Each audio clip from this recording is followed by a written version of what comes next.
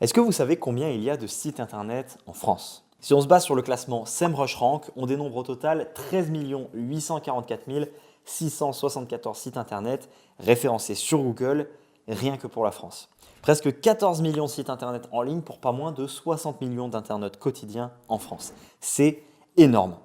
Le problème, c'est que l'écrasante majorité de ces sites internet ne servent strictement à rien. Pour être plus précis, en se basant sur ce même classement, le SEMrush, on peut estimer que grosso modo, un peu plus de 99% des sites listés ne sont visités que par moins d'une dizaine de visiteurs, non pas chaque jour, mais chaque mois. C'est-à-dire que pour l'immense majorité des sites internet, il y a moins d'une dizaine de personnes par mois qui viennent dessus. C'est un désastre. Alors à l'échelle mondiale, ce sont pas moins de 800 000 nouveaux sites internet qui sont créés chaque jour. Du coup, vous là, vous qui voulez créer votre site, vous avez quoi à mettre sur la table? Je demande parce que pensez que vous allez être le 800 001e créateur de site du jour et que ça va marcher pour vous. Je ne veux pas vous casser dans votre délire, mais ça semble un petit peu facile. Alors, rassurez-vous, ça n'est pas parce que la majorité des sites ne décollent pas que vous devez penser que seules les très grosses entreprises et les fils à papa peuvent créer un site qui rapporte. Ça, c'est la mentalité des bobos marxistes qui jalousent les autres sans jamais se demander ce qu'ils auraient pu faire de mieux. La majorité des gens qui veulent gagner de l'argent échouent. La majorité des gens qui veulent perdre du poids échouent ou reprennent tout le poids qu'ils ont perdu après un régime.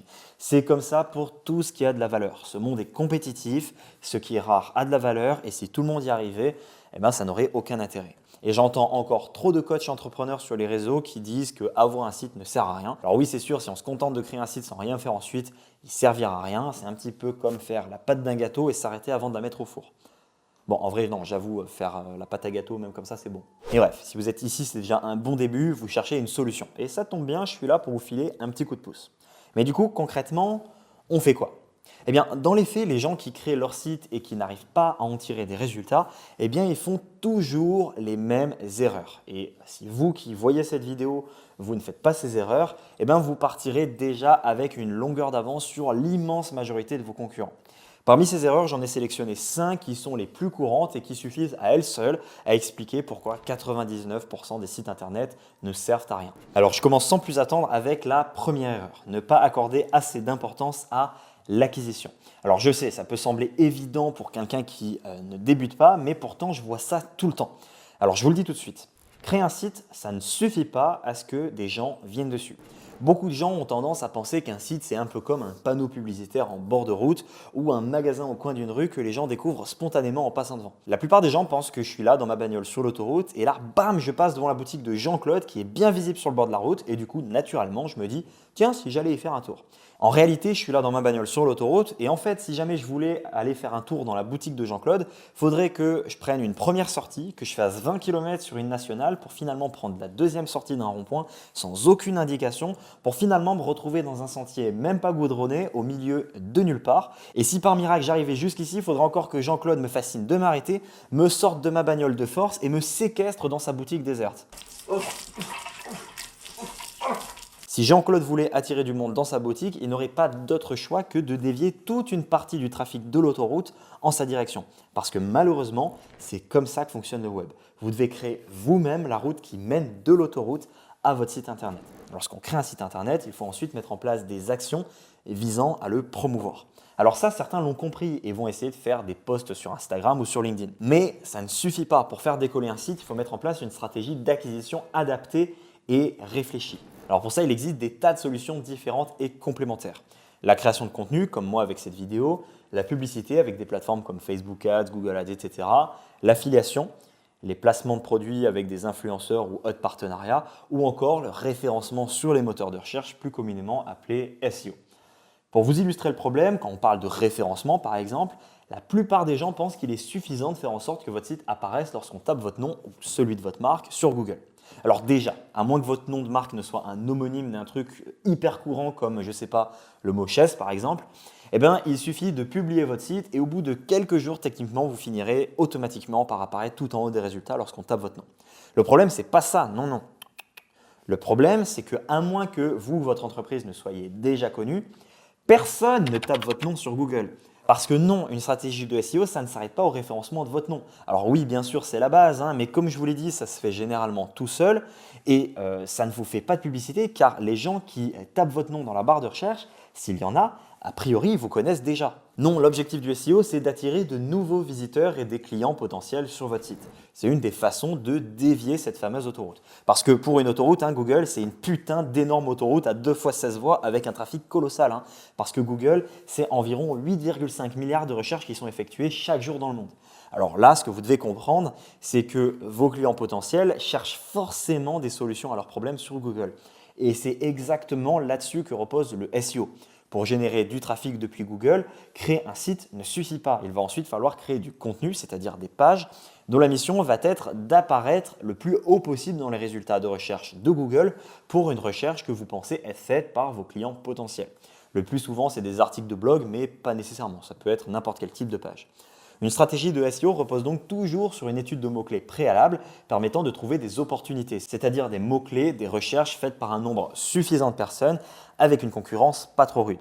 Alors pour ça, il existe plein d'outils. Keywords Everywhere pour les petits budgets, c'est une extension Chrome qui vous indiquera le volume de recherche pour chaque mot-clé que vous tapez dans la barre de Google. Ou SEMrush si vous voulez faire un travail plus sérieux qui lui vous donnera tout un tas d'indications pour faire du référencement. Et là aussi, je vois trop souvent des gens qui zappent cette étape et qui se disent « Bon, moi, le mot-clé qui m'intéresse, c'est lave-vaisselle aseptique à condensateur », sans même savoir s'il y a au moins 20 personnes qui font cette recherche tous les mois dans Google. Et bien évidemment, bien souvent, ce n'est pas le cas. Soit il n'y a personne qui cherche ça, soit la concurrence est trop rude. Et encore une fois, faire ça à l'aveugle, ça équivaut à donner des coups d'épée dans l'eau. Pour faire du SEO, il faut d'abord savoir où on va. Et pour ça, il faut donc faire une étude de mots-clés préalable, c'est-à-dire utiliser les outils dont on a parlé pour savoir combien de gens chaque mois recherchent certains mots-clés et quel est le niveau de concurrence. Et évidemment, il faut attirer du trafic de qualité sur votre site. Il faut donc trouver des mots-clés pertinents, c'est-à-dire avec une forte probabilité que les gens qui font ces recherches sur Google soient dans votre cible. Ensuite, on organise ces mots-clés de manière structurée et on rédige du contenu afin d'essayer de se positionner sur ces requêtes. Vient après un ensemble de stratégies et optimisation complémentaires visant à améliorer les résultats, comme l'optimisation du crawl ou le netlinking, mais ce sont des choses dont on parlera dans une autre vidéo dédiée parce que c'est un peu compliqué d'en parler ici. Pour l'instant, l'idée que vous devez retenir avec cet exemple du SEO, c'est qu'un site ne se promeut pas tout seul. Il faut mettre en place une stratégie d'acquisition réfléchie.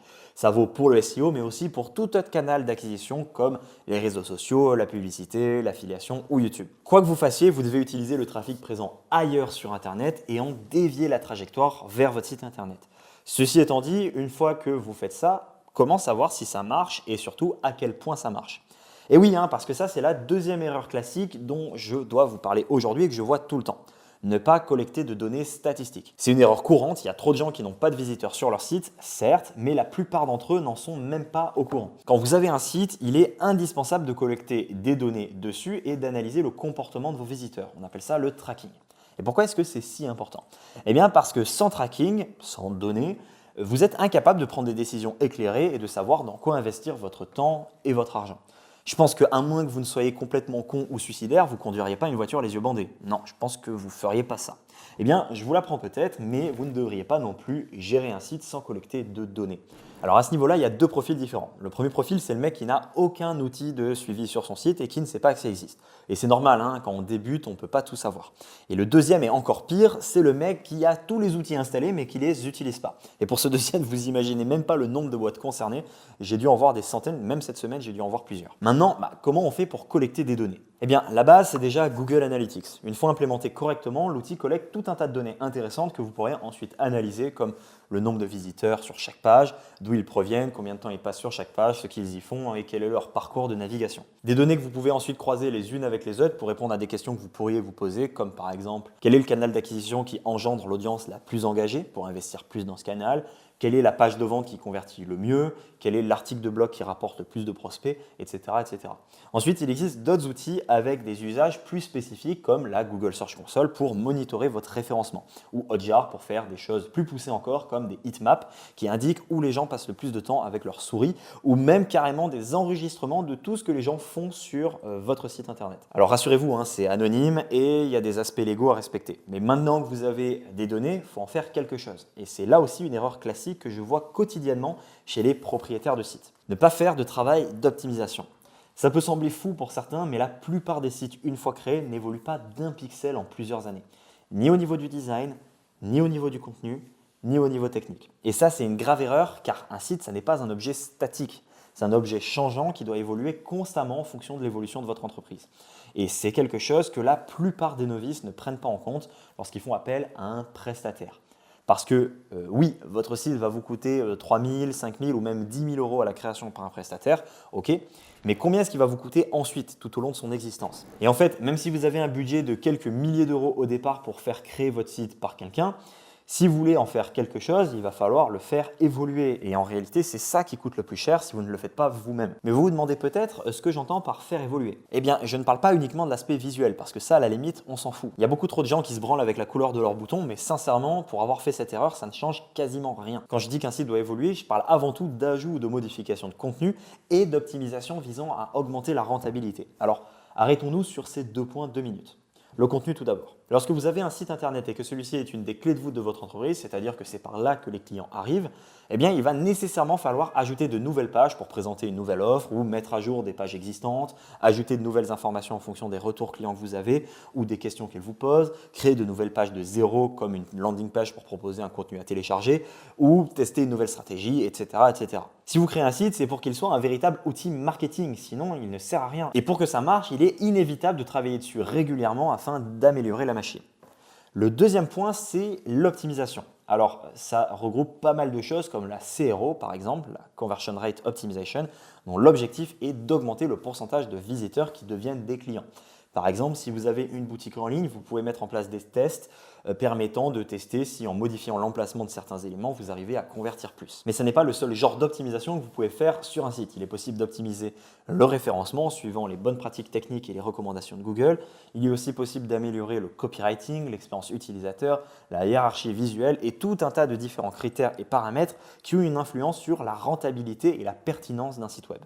Parce que oui, c'est bien beau d'attirer du trafic, mais si vous n'en faites rien et qu'une trop grande partie de ce dernier se barre de votre site sans rien avoir fait, eh bien vous perdez votre temps et votre argent. J'ai d'ailleurs fait une vidéo dans laquelle je vous montre à quel point un site mal optimisé peut vous faire perdre de l'argent. Je vous la mets juste ici. Mais maintenant que vous savez tout ça, sachez que se concentrer sur l'acquisition de trafic et l'optimisation, ça ne fait pas tout. Pour rentabiliser un site, que ce soit une boutique en ligne vendant des produits, un site vitrine faisant la promotion d'une activité de service ou encore un tunnel de vente faisant la promotion d'une offre de formation en ligne par exemple, il faut aussi se concentrer sur ce qui vient après, une fois que le visiteur est devenu client. Et oui, que ce soit le SEO, la pub, l'affiliation ou la création de contenu, l'acquisition, ça engendre forcément un coût, direct ou indirect. Un coût financier ou un coût en termes de temps et d'énergie. Acquérir un nouveau client, ce n'est pas gratuit. Et le secret, c'est qu'il est bien plus facile de faire racheter de nouveau un client existant que de vendre à un nouveau client. À ce titre, l'erreur que je vois le plus souvent et qui est notre 4e erreur pour cette vidéo, c'est le fait de tout miser sur l'acquisition. Trop de sites concentrent toute leur énergie sur la génération de trafic et investissent des budgets astronomiques en pub ou dans d'autres stratégies d'acquisition sans optimiser la rétention, c'est-à-dire la fidélisation de leurs clients, ou encore la recommandation, c'est-à-dire le fait que leurs clients existants en rapportent de nouveaux. J'en ai encore eu un exemple il y a 2 semaines avec le PDG d'une boîte avec lequel j'ai discuté qui investit plusieurs millions d'euros en publicité chaque année sur plusieurs plateformes et qui avait derrière une stratégie très légère et très peu optimisée. Lorsque vous avez un site web, et ça vaut en particulier en e-commerce ou pour la vente de produits digitaux comme des formations ou des logiciels, en plus de l'acquisition, vous devez essayer d'augmenter 3 indicateurs. Ces 3 indicateurs sont la LTV ou Lifetime Value. C'est la somme de tout ce qu'un client rapporte en moyenne tout au long de sa vie de client. Si chacun de clients vous rapporte au fur et à mesure de ses différents achats 100 euros au total, eh bien vous faites plus de chiffre d'affaires et vous avez une meilleure rentabilité que si chaque client vous rapporte en moyenne 80 euros tout au long de sa vie. Le deuxième indicateur, c'est le panier moyen, c'est-à-dire le montant moyen de chaque commande ou de chaque achat. Alors pour l'augmenter, vous pouvez faire tout un tas de choses comme les upsells, les order bumps, etc. On en parlera peut-être dans une autre vidéo. Et le troisième indicateur, c'est le K factor, c'est-à-dire le facteur de viralité de votre stratégie de recommandation. Il est calculé avec 2 variables, le nombre de recommandations que chaque client fait en moyenne qu'on multiplie par le pourcentage de conversion de chaque invitation. Alors je vous l'illustre avec un exemple pour que ça soit plus clair. Si chacun de vos clients actuels recommande votre produit ou votre service à 5 amis et que sur 5 invitations, il y en a 2 qui convertissent, vous obtenez un K factor de 2, ce qui en théorie suffit pour obtenir une croissance exponentielle. Alors pour améliorer tous ces éléments et rentabiliser un site web, il existe plein de systèmes, de stratégies et d'outils comme par exemple l'email marketing. Vous pouvez par exemple envoyer un email automatiquement dès qu'un client ajoute un produit au panier mais n'a pas encore acheté après plusieurs heures. Vous pouvez également proposer un order bump au niveau du paiement, c'est-à-dire un produit complémentaire que vous proposez potentiellement avec une belle réduction au moment où le client s'apprête à acheter. Ainsi, même si une personne sur 10 ajoute ce produit au panier, vous augmentez un petit peu la valeur de votre panier moyen sans rien faire de bien compliqué. Alors ça s'applique à l'e-commerce, mais on peut détourner ces stratégies et les appliquer à d'autres types de sites ou de business sans aucun problème. C'est d'ailleurs ce que font les magasins en proposant des chewing-gums ou des friandises en caisse, là où on fait la queue. C'est exactement le principe d'un order bump. Du coup, à partir de maintenant, à chaque fois que vous allez faire vos courses et que vous arrivez en caisse et que vous voyez des chewing-gums sur le côté, je veux que vous pensiez à moi et que vous vous rappeliez que ça, c'est un order bump. Ceci étant dit, maintenant, il y a une dernière erreur à laquelle je pense et qui empêche des millions de sites web de croître à plus grande échelle. Ne faire que du bas d'entonnoir. Ce terme de bas d'entonnoir fait référence à ce qu'on appelle un entonnoir de conversion. Alors c'est un terme qui désigne plusieurs choses, mais la grande idée commune à toutes ces choses, c'est qu'une audience de clients potentiels se divise arbitrairement en 3 niveaux. Tout d'abord, le bas d'entonnoir, qui sont des gens ayant un besoin défini et conscient et qui recherchent activement une solution et qui sont prêts à acheter.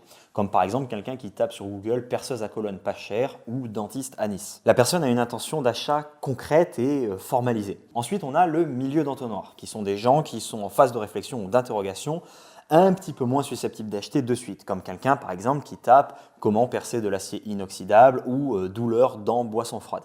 Il renseigne son problème ou ses symptômes dans la barre de recherche, mais il n'y a pas d'intention d'achat formalisée. Et enfin, on a le haut d'entonnoir, qui sont des gens susceptibles d'avoir le même besoin à un moment ou à un autre, ou en tout cas qui appartiennent au même marché, mais qui ne l'ont pas encore nécessairement formalisé et qui n'en sont pas forcément conscients à l'heure actuelle. Par exemple, un père de famille de 40 ans habitant une maison avec jardin et qui aime bricoler peut parfaitement un jour ou l'autre avoir besoin d'une perceuse à colonne.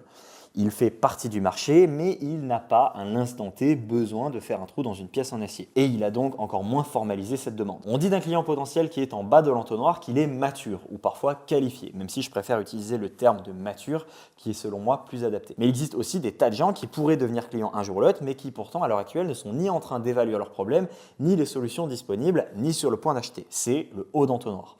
Le problème, c'est que la plupart des boîtes se concentrent soit uniquement sur le bas de l'entonnoir et le saturent rapidement, soit sur un petit peu tout le monde sans trop avoir une vision claire et stratégique des choses. Alors attention, se concentrer uniquement sur le bas d'entonnoir au début, c'est une très bonne chose car le bas d'entonnoir est plus facile à convertir en client. En revanche, au bout d'un moment, il faut commencer à remonter dans l'entonnoir pour trouver de nouveaux clients. Par exemple, actuellement sur YouTube, je fais essentiellement des vidéos sur la création de sites web qui sont très bas d'entonnoir. Ce sont des sujets plus techniques et qui s'adressent à des gens qui ont conscience qu'ils veulent lancer un site pour gagner de l'argent et qui cherchent activement des solutions pour le faire. Mais un peu plus tard, j'ai déjà prévu de faire des vidéos un petit peu plus hautes dans l'entonnoir sur le marketing, le business, l'investissement, la réussite financière. Et un peu plus tard également, des vidéos sur la philosophie, la vie, l'entrepreneuriat, la société, la politique ou d'autres sujets qui peuvent, dans certains angles, s'adresser à la même audience. Lorsque vous lancez votre site et que vous générez du trafic dessus, à un moment ou à un autre, il faut commencer à attirer du trafic plus haut dans l'entonnoir. Car le bas d'entonnoir est certes facile à convertir, mais il est très vite saturable. Et dans le cas de certains produits, il est difficile à atteindre ou à identifier avec des canaux d'acquisition classiques. C'est souvent le cas des startups ou des boîtes avec des produits innovants et nouveaux pour lesquels il n'y a pas vraiment ou pas forcément de bas d'entonnoir et qui doivent donc éduquer toute une audience. Mais attention, on ne s'adresse pas au milieu et au haut de l'entonnoir de la même manière qu'on s'adresse au bas d'entonnoir. Si demain je fais une vidéo sur la façon dont la philosophie de Nietzsche m'a permis de changer ma vie, je ne vais pas faire un appel à l'action renvoyant vers une formation sur la création de sites web depuis cette vidéo. Ça serait absurde. Non, je ferai un lien entre le sujet de la vidéo et une vidéo un petit peu plus milieu d'entonnoir, traitant par exemple de la liberté financière. Et dans celle-ci, je pourrais éventuellement envoyer vers une page de mon site qui sera plus adaptée, mais pas forcément un produit ou une offre, peut-être un produit gratuit, un webinaire, un groupe privé ou quelque chose de cohérent par rapport à la maturité de l'audience. Mais une fois que vous avez compris ce raisonnement, vous pouvez mettre en place des stratégies avec des portées bien plus grandes et ainsi faire grossir votre site et donc votre business de manière phénoménale. Vous devez comprendre que votre site n'est pas une fin en soi, c'est un outil. Voyez-le plutôt comme un hub, une plateforme qui vous permet de capitaliser sur un trafic en lui proposant des informations, de la valeur, etc. Bon les amis, c'est le Alex du futur qui s'incruste dans cette vidéo. Je pense que ça se voit à ma barbe qui a pas mal poussé, mais la vidéo que vous venez de voir, je l'ai tournée il y a bientôt 1 an maintenant. Je ne l'ai pas publiée tout de suite parce que j'en étais pas très satisfait, mais ça à la limite on s'en fout parce que c'est pas pour autant que j'ai publié d'autres vidéos depuis. La réelle raison qui explique mon absence, c'est qu'avec Arthur, que vous avez déjà vu dans d'autres de mes vidéos, ça fait bientôt 1 an qu'on bosse sur une énorme mise à jour de Website Builder, la solution que j'ai créée il y a bientôt 3 ans maintenant pour vous aider à créer un site web qui performe et qui vous aide à atteindre vos objectifs. Solution que j'ai créée lorsque j'ai fait le constat que je vous ai partagé en début de vidéo, qui est que l'immense majorité des gens qui se lancent dans un projet de création de site web n'en tirent pas les résultats qu'ils attendent et qu'ils espèrent.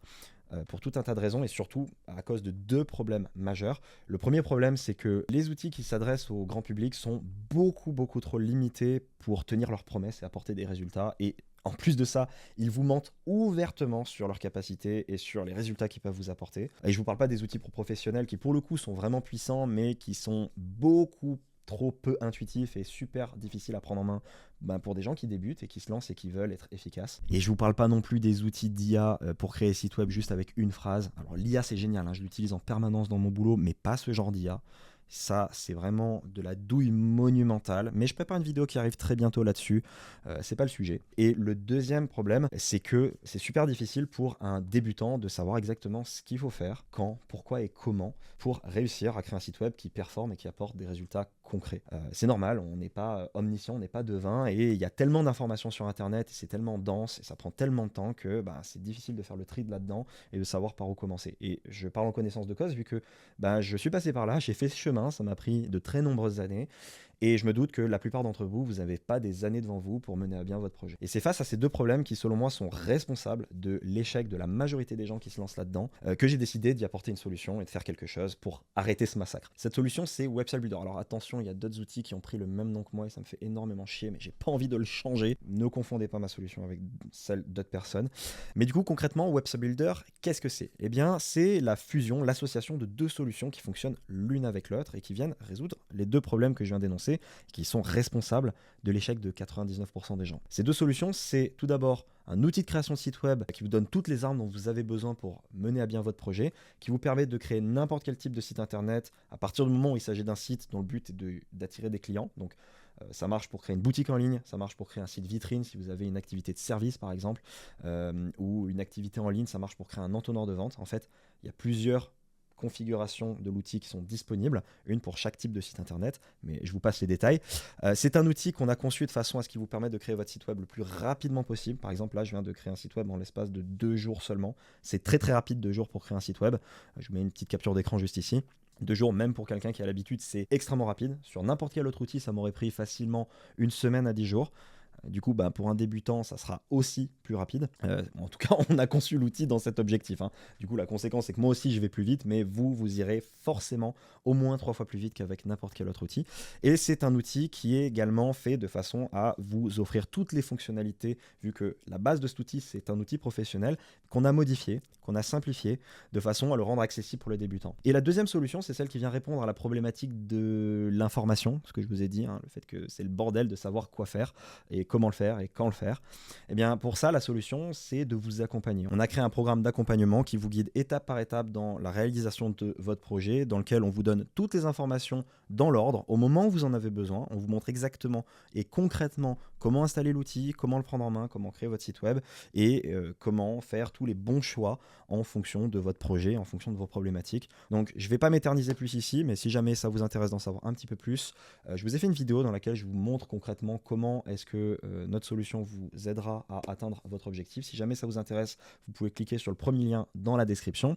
N'hésitez pas également à vous abonner à la chaîne parce qu'après 1 an d'absence, je reviens très déter avec beaucoup de vidéos sur YouTube. Donc n'hésitez pas à vous abonner. Et sur ce, moi je vous dis à très vite pour les prochaines vidéos. Ciao!